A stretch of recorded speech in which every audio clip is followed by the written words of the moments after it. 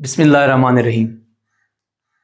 आज की हमारी वीडियो चंद एमसीक्यूज़ के हवाले से है। असिस्टेंट लाइब्रेरियन का पेपर हुआ है, उसमें 15 से 20 जनरल नॉलेज के एमसीक्यूज़ पूछे गए, जिसमें मैथ भी है और दूसरे जीके के एमसीक्यूज़ भी हैं। तो आए मिल के सीखते हैं उनको। मेरे पास यहाँ जो पहला एमसीक्यूज़ डिस्प्ले हो रहा है, जो उस पेपर में पूछा गया, that is basically Commonwealth games first start in which country. कि कॉमनवेल्थ गेम जो हैं वो किन कंट्रीज़ में सबसे पहले खेली गई। तो इसका जो जवाब है, जो आंसर है, वो कनाडा है। और 1930 में जो है ना, पहली बार कॉमनवेल्थ गेम्स खेली गई। कॉमनवेल्थ में वो सारे कंट्रीज़ आते हैं जिसके ऊपर यूके का किसी ज़माने में कब्जा था। अब भी कॉमनवेल्थ गेम्स होनी है 2026 वाली। ये जुलाई 23 से स्टार्ट होंगी, अगस्त 2 में एंड होंगी। और जहां पर होने जा रही हैं दैट इज बेसिकली ग्लासगो। और आप सब लोग जानते हैं ग्लासगो जो है वो स्कॉटलैंड में है, और स्कॉटलैंड यूके में आता है। यूके के अंदर होने जा रही हैं ग्लासगो स्कॉटलैंड में, जुलाई 23 से लेकर अगस्त 2026। लेकिन सबसे पहले स्टार्ट जो आपके एमसीक्यूज में पूछा गया था वो कनाडा में हुई थी 1930 में, तब भी अगस्त में ही हुई थी, 16 अगस्त डेट थी। अब नेक्स्ट जो है वो एक इंग्लिश का एमसीक्यूज है, कहता है he studies smoothly, the underline word is. अब देखिए, ही जो है ये एक सेंटेंस है, ही से शुरू हो रहा है, स्टडीज उसका वर्ब है, और स्मूथली जो है वो एडवर्ब है, यहां जाके एंड हो रहा है। ही स्टडीज स्मूथली, उसने कहा कि ये जो अंडरलाइन पार्ट है ये हमारे पास क्या है। ग्रामेटिकली सेंटेंस दो चीजों पर मुश्तमिल होता है, एक होता है सब्जेक्ट, तो ही इसका सब्जेक्ट हो गया, बाकी जितना हिस्सा भी बचता है हम उसे बोलते हैं प्रेडिकेट। तो स्टडीज स्मूथली आपके पास जो है वो क्या है, बेसिकली प्रेडिकेट है। और अगर स्मूथली का पूछा हुआ था पेपर में तो दैट इज बेसिकली एडवर्ब, वो क्योंकि वर्ब को क्वालिफाई कर रहा है। कहता है कि which picture of US president and $5 note, के $5 के नोट के ऊपर किस प्रेसिडेंट की तस्वीर लगी हुई है। तो इसका जो सही आंसर है वो है अब्राहम लिंकन। अब्राहम लिंकन जो है ये 16th प्रेसिडेंट थे, 16वें प्रेसिडेंट थे यूनाइटेड स्टेट्स ऑफ अमेरिका के, और इन्होंने यूएसए में स्लेवरी को एंड किया था, क्योंकि 13th अमेंडमेंट यूएसए के कॉन्स्टिट्यूशन में अब्राहम लिंकन ने पास करवाई थी। 13वीं तरमीम अब्राहम लिंकन के दौर में हुई। 13th अमेंडमेंट, ये भी आप याद रखेंगे, स्लेवरी को अबॉलिश करने वाला जो है वो कौन था, अब्राहम लिंकन 16वां सदर है। तो इसी वजह से उन्होंने जो है ना, क्योंकि वेल रिप्यूटेड पर्सनैलिटी है, तो $5 के नोट के ऊपर जो प्रेसिडेंट है वो अब्राहम लिंकन की तस्वीर लगाई हुई है। How many balls are used in snooker games. तो स्नोकर के अंदर जो है वो टोटल 22 बॉल्स यूज होती हैं। 15 बॉल्स जो हैं वो आपके पास क्या होंगी, रेड एंड कलर होंगी। 6 बॉल्स जो हैं वो डिफरेंट कलर्स की होती हैं, 21, और एक जो है वो वाइट बॉल होती है। फिर एमेन्युअल मैक्रॉन, ये तो काफ़ी अरसे से फ्रांस के जो हैं ये क्या हैं, प्रेसिडेंट है। प्रेसिडेंट ऑफ विच कंट्री, तो फ्रांस के एमेन्युअल मैक्रॉन। रिसेंटली ट्रंप ने इनके बारे में बयान दिया है कि इनका दिमाग ठीक नहीं है, जब से इनको बीवी ने थप्पड़ लगाया है। एनी हाउ, क्योंकि उसने ईरान जंग में इनका साथ नहीं दिया यूएसए का। Which Indian act demolished dyarchy system. तो इंडियन एक्ट जिसने डायरकी सिस्टम को एंड किया, तो 1935 इंडियन गवर्नमेंट एक्ट 1935 जो है इसका क्या है, सही आंसर है। अगर मैं कहूं कि डायरकी मुतारिफ कब हुई थी, मोंटेगो चेम्सफोर्ड रिफॉर्म्स 1919, जिसको मोस्टली लोग पढ़ते हैं मोंटेगो चेम्सफोर्ड रिफॉर्म्स 1919, उसमें इंट्रोड्यूस हुई थी। वो ये भी पूछता है इंडिया में लागू कब हुई, तो 1921। ये भी कई बार एमसीक्यूज पूछा गया। इंट्रोड्यूस 1919 में हुई, 1921 में ये लागू हुई। फिर मोंटेगो चेम्सफोर्ड रिफॉर्म्स के बाद जो अगला एक्ट है वो इंडियन गवर्नमेंट एक्ट 1935, तो 1935 को क्या होती है, ये एबॉलिश कर दी गई। नेक्स्ट है बादशाह नामा वॉज रिटन बाय। तो इसका जो आपके पेपर में सही आंसर था वो अब्दुल हामिद या हमीद लाहौरी। और ये जो लाहौरी साहब हैं इन्होंने शाहजहां के लिए ना ये लिखा था। इसमें शाहजहां की डिफरेंट कहानियां, उनका जिक्र था, और ये जिसमें लिखा गया है वो लैंग्वेज है पर्शियन फारसी में। 17वीं सदी में लिखा था लाहौरी साहब ने बादशाह नामा शाहजहां के बारे में। 1 unit scheme was abolished bye.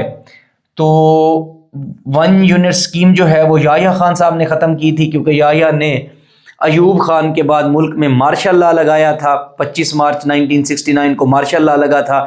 फिर मुल्क को फोर्स किसी कानून के तहत चलाना था तो इन्होंने LFO दिया, वो लीगल फ्रेमवर्क ऑर्डर, ये इन्होंने दिया था 1 जुलाई 1970 में, और उसमें 1 यूनिट प्लान को ख़त्म कर दिया।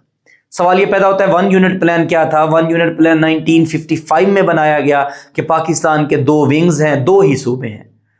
जो आज मौजूदा बांग्लादेश है उसको ईस्ट पाकिस्तान कहा गया, जहाँ पे हम लोग अब रह रहे हैं ये वेस्ट पाकिस्तान था। तो ये 1 यूनिट प्लान बनाया गया था, सिर्फ 2 ही सूबे थे पाकिस्तान के। 1970 में आके इसको ख़त्म किया गया LFO के तहत। आपने मोस्टली ये भी MCQs पढ़ा होगा PPSC में कि बलोचिस्तान पाकिस्तान का प्रॉपर सूबा कब बना, तो आप उसका 1970 आंसर लगाते हो। क्यों लगाते हो 1970? क्योंकि 1 यूनिट प्लान यानी कि 2 सूबे वाला कंसेप्ट ख़त्म करके या ने LFO दिया, उसमें जो है बेसिकली वो उस तरफ जो है बेसिकली उनको अलहदा सूबा माना गया। हमारे यहाँ 4 सूबे अलग कर दिए गए। न्यू कानून लीगल फ्रेमवर्क ऑर्डर के तहत मुल्क चलना शुरू हो गया। तो या Khan was the right answer. कहता है कि first nuclear plant was set up in, पहला जो न्यूक्लियर प्लांट है जिसको आप बोलते हो कराची न्यूक्लियर पावर प्लांट कैनॉप के नाम से, ये 1972 कराची में लगाया गया। तो 1972 वाज दी राइट आंसर। हजरत अली करमल्लाहु वजह वाज मार्टायर्ड इन विच मंथ, तो रमज़ान, मोर स्पेसिफिक हो जाऊं तो 21 रमज़ान अल मुबारक को इनकी शहादत हुई है। इनको शहीद करने वाला इब्नुल मुलजिम, उन्होंने क्या किया था? उन पे तलवार का वार किया था। अगर वो हिजरी पूछे तो 40 हिजरी, अगर वो ईस्वी पूछे तो 661 ईस्वी, 661 ईस्वी, 40 हिजरी, 21 रमज़ान अल मुबारक जो है वो शहादत का दिन है किसका? हज़रत अली करमल्लाहु वजह का। कहता है हेड क्वार्टर ऑफ, ये क्वार्टर लिखा हुआ है, ऑफ UNO, तो यूनाइटेड नेशन का हेड क्वार्टर जो है वो कहाँ पर है? न्यूयॉर्क। जनरल असेंबली के सेशन भी न्यूयॉर्क में हो रहे होते हैं। United nation human rights council was established, तो यूनाइटेड नेशन की ह्यूमन राइट्स काउंसिल जो है UNHRC, ये 2006 में बनाई गई है। ह्यूमन राइट्स का डे जो है वो 10 दिसंबर को मनाया जाता है। नेक्स्ट एक मुहावरा है, कहता है नाच ना जाने आंगन, फिल इन द ब्लैंक्स थी, तो नाच ना जाने आंगन टेढ़ा, आपको नाचना खुद नहीं आता, दूसरी चीज़ों को आप क्या करते हो? ब्लेम करते हो। फिर एक MCQ था, US से use the term pivot to Asia, explain, इसका क्या मतलब है? वो कहता है कि किस लिए बनाई गई थी? असल में वो चाइना के राइज को रोकना चाहता था US से। उन्होंने ये पाइवोट टू एशिया जो है ना 2011 में दी थी। तब प्रेसिडेंट जो है ना वो बराक ओबामा बैठा हुआ था, ओबामा के दौर में दी गई थी 2011 पाइवोट टू एशिया। हम इसको रीबैलेंसिंग ऑफ पैसिफिक भी बोलते हैं। रीबैलेंसिंग ऑफ पैसिफिक का मतलब यह है कि ईस्ट एशिया के अंदर पैसिफिक में चाइना की ताकत को काउंटर किया जाए। तो मैनेजिंग चाइनाज राइज जो है वो इसका क्या था? सही आंसर था। फिर ये 2 सवाल दिए गए थे ट्रिग्नोमेट्री के। कहता है कि sine x is equal to 15/17, तो कॉस x किसके बराबर होगा? साइन x इसके बराबर है तो क्या कहता है? कॉस x किसके बराबर होगा? अगर मैं यहां पर राइट ट्राइंगल बनाऊं, यहां पर जो है ना साइन थीटा जो है वो अगर मैं इज इक्वल टू करूं तो वो होता है ये जो आपके पास परपेंडिकुलर है, अमूद बोलते हो, इंग्लिश में इसको हम अपोजिट बोल लेते हैं, ओवर ये जो वितर है हाइपोटेन्यूज है इसके बराबर होता है। किसके बराबर होता है? हाइपोटेन्यूज के। अब अगर इसको देखो तो उसने मुझे बताया कि साइन एक्स कोई भी है, साइन एक्स किसके बराबर है? 15/17 के। इसका मतलब है कि अपोजिट जो है ये वाला, ये 15 है और जो हाइपोटेन्यूज है वो कितना है? 17 है। और कहता है कि मुझे बताएं कि कॉस थीटा या कॉस एक्स किसके बराबर होगा। अगर मैं कॉस थीटा की बात करूं तो कॉस थीटा बराबर होता है एडजेसेंट के। एडजेसेंट्स को हम बेस भी बोलते हैं, ये कायदा, ये नीचे वाली लाइन, ओवर हाइपोटेन्यूज के। हाइपोटेन्यूज बोलते हैं इसको, ये h है हाइपोटेन्यूज, ये अपोजिट है जिसको मैंने अभी 15 लिखा, और हाइपोटेन्यूज को जो है ना मैंने 17 लिखा हुआ है। वो कहता है कि ये नीचे वाली जो है इसको बेस बोलते हैं या एडजेसेंट बोलते हैं। तो कॉस थीटा जो है एडजेसेंट ओवर हाइपोटेन्यूज के बराबर है। अब देखें हाइपोटेन्यूज तो हमारे पास 17 है, मैं यहाँ पे 17 लिख सकता हूँ। मुझे ये एडजेसेंट का नहीं पता इसका, यहाँ पे अगर मैं मसला फिसागोरस लगाऊं तो हाइपोटेन्यूज का square is equal to opposite का स्क्वायर प्लस ये जो हमारे पास बेस है या जिसको मैंने एडजेसेंट लिखा है उसके स्क्वायर के बराबर होगा। डन। हाइपोटेन्यूज इस तरफ है तो इसे तो हमें मालूम है, ये हो गया 17 का मुरब्बा इज इक्वल टू अपोजिट जो है वो 15 का स्क्वायर प्लस एडजेसेंट का स्क्वायर। 15 को हम यहाँ ले आते हैं तो 17 का स्क्वायर माइनस जो है 15 का स्क्वायर इज इक्वल टू किसके बराबर आ जाएगा हमारे पास एडजेसेंट के स्क्वायर के। इन दोनों तरफ स्क्वायर रूट लेंगे, इसको हल करेंगे तो आपके पास जो जवाब आता है वो क्या आता है 8 आता है। जब 8 निकल आएगा तो 8/17 आप उसको क्या लगा दोगे जवाब, क्योंकि आपके पास एडजेसेंट की कीमत मालूम हो जाएगी मसला फिसागोरस से, तो उसको हल करना आसान है। अगर इस फार्मूले से नहीं करना चाहते तो sine square theta plus cos square theta is equal to 1 आप इस फार्मूले से कर लो। आपको sine square theta sine square की वैल्यू दी गई है 15/17 का स्क्वायर ले लो plus cos theta square theta is equal to 1, उधर जाके 1 में माइनस हो जाएगा, दोनों तरफ स्क्वायर रूट लेंगे तो आपका आंसर आ जाएगा। जिससे भी करो, इस फार्मूले से करो आपकी मर्जी, मैंने आपको डिस्क्रिप्शन भी दे दी, उससे करो आपकी अपनी मर्जी। फिर इफ tan x is equal to 3/5 फिर कहता है cos थीटा किसके बराबर होगा। अब इसी तस्वीर के साथ मैं बताता हूं जो tan थीटा होता है वो बराबर हो जाता है हमारे पास अपोजिट ओवर एडजेसेंट के, यानी कि अपोजिट ओवर एडजेसेंट। इसका मतलब है कि इस तस्वीर में इस सवाल के अंदर tan थीटा में अपोजिट जो है वो किसके बराबर है 3 के और एडजेसेंट जो है वो किसके बराबर है 5 के।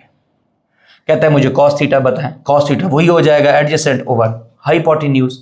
एडजेसेंट तो हमें मालूम है वो किसके बराबर है, देखिए 5 के, तो इसका मतलब है 5 ऊपर आ जाएगा। हमने हाइपोटेन्यूज को मालूम करना है, फिर वही मसला फिसागोरस लगा लेते हैं। H square is equal to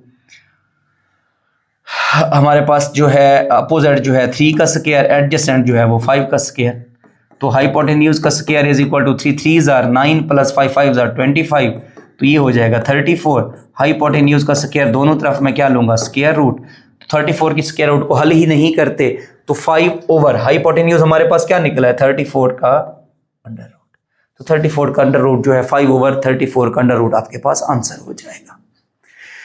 done. उसके बाद चलते हैं नेक्स्ट उसने जो सवाल दिया हुआ था मैथमेटिक्स का, वो कहता है कि if in a class of 40 students 8%, वैसे 8 नहीं है 80% are the boys and 20% are the girls, how many boys are in the class.